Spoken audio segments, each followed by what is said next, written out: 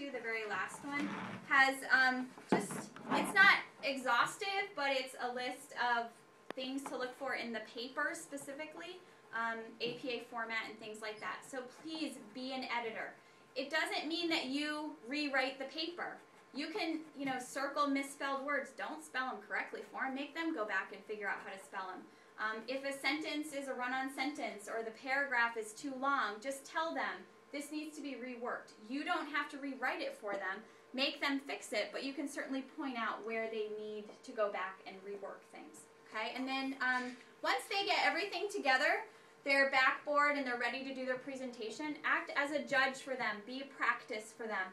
This is the rubric that the judges will use to judge their science fair project, and there's very specific things that the judges are looking for. This was reworked from last year, and we tried to make judging as objective as possible instead of being subjective. So the judges are looking for specific things in each project. Have your child present their project to you. Ask them questions. Try to anticipate what a judge might ask so they have practice with those kinds of questions. I think that kind of help would just be wonderful for them, and they would end up with a project that would be just stellar. Okay, I did set out these backboards just to kind of give you guys an idea of what the finished product kind of looks like. These are pretty standard. You get them at Michael's or AC Moore for a few dollars. Notice, some of them can be very artistic. That person happens to be very artistic. This person does not happen to be quite as artistic, and you can tell that kind of comes out in how they present their material. Both of them are wonderful backboards. Very organized, a little bit of color. And they're going to have a paper in addition to the backboard. So they're going to have a paper to turn in and a backboard. Yeah. So just make sure there are two things once they're all done with everything.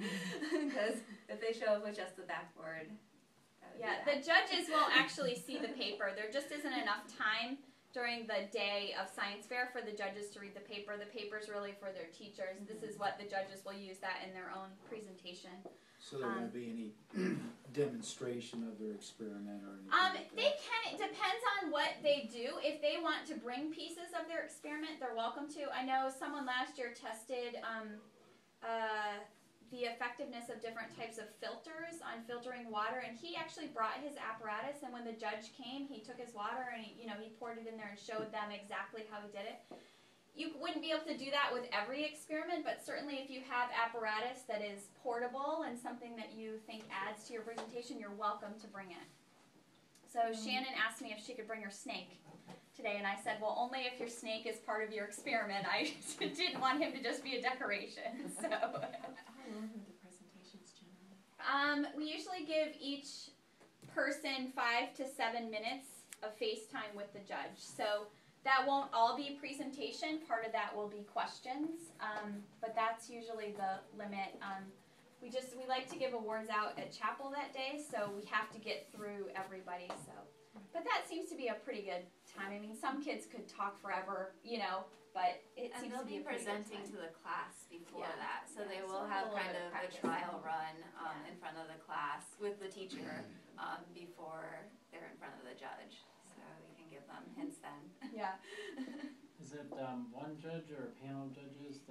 We try to do one judge per class, and we try to get the judge for each class to have a bit of an expertise in that area.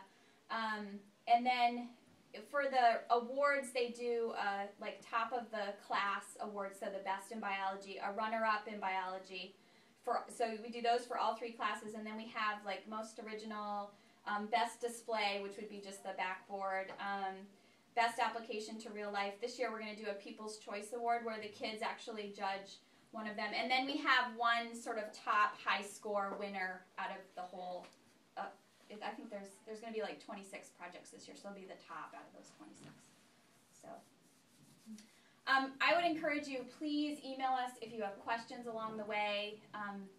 Help your child come up with questions if they're struggling that they can kind of ask us. A lot of times, just if they're struggling, just asking them to talk it out and they will figure it out for themselves. They just need to verbalize it and kind of wrestle with it a little bit. So that's where you can kind of help. We are both available all the time. We will take class time for science fair. It's a little bit difficult to talk about an individual's project during class time, but we can certainly answer little questions like that, but then they can always meet with us at lunch or something like that if they need a little bit more guidance one-on-one with their projects.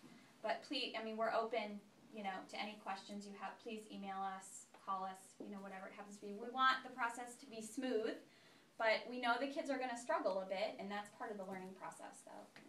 So, does anybody have questions? I'm glad that you're available because I have heard about science fairs for years, and the very sound of those words strikes fear in my heart. Absolutely. I mean, just so intimidating.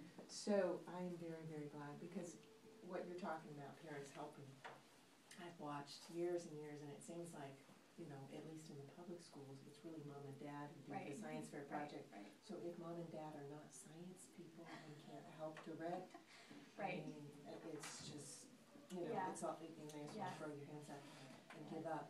And so when I found out that we were doing science fair, I've been very, very, very scared. Because I'm Please don't not be a scared. science Don't be scared. But that doesn't mean you can't read a paper and notice that, this sentence doesn't sound right or something like that. So you can still help and guide your child even if, they need to come to me to say, I don't understand this reaction. You got to help me with this. So that's okay. So Yeah. I'm very glad that they can discuss with you. Yes, meet absolutely. with And you please and encourage your know the child topics. anytime they have questions. And they should know that at least from my class, and I know Shannon's class is the same, that they can come to us with anything. They can email us, they can come at lunch, during their study hall or something like that, always to discuss things with us. So, anybody else have questions? Let me just look at my list. I think that was all. Yeah. If anybody wants to be a judge or knows of someone who might be willing, maybe in your church or in your family or something, who has an expertise in science, please let us know. We do have a earth science judge. I think a friend of Shannon's, I think, is going to do it. But we would love to have a biology person and a chemistry person. They don't necessarily have to have an expertise in that. They should have a science background, though, so they can recognize a good experiment, that kind of thing. So if you know anybody, just let me know, and then I can contact them. And I would really love for all of you to come to the science fair on the 28th.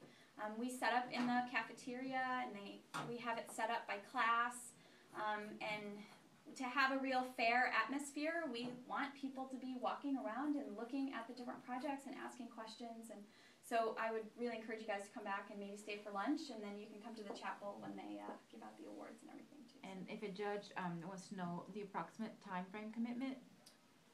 We start first hour, so it would start right at like 8:15 usually we start, and then I guess it would go probably through like 12:05, 12:30, yeah. We usually serve them lunch and everything, so. Okay? All right, anybody else have questions? Good? Was it worth it? Did you get some good information? I wanted to be able to give you some stuff. I didn't want it to be a wasted trip. So I know some of you are new to science fair and the kids are a little apprehensive about it, so please encourage them, and we just encourage them to get a topic going. Once they pick that topic and can get rolling on it, it seems to go pretty smoothly.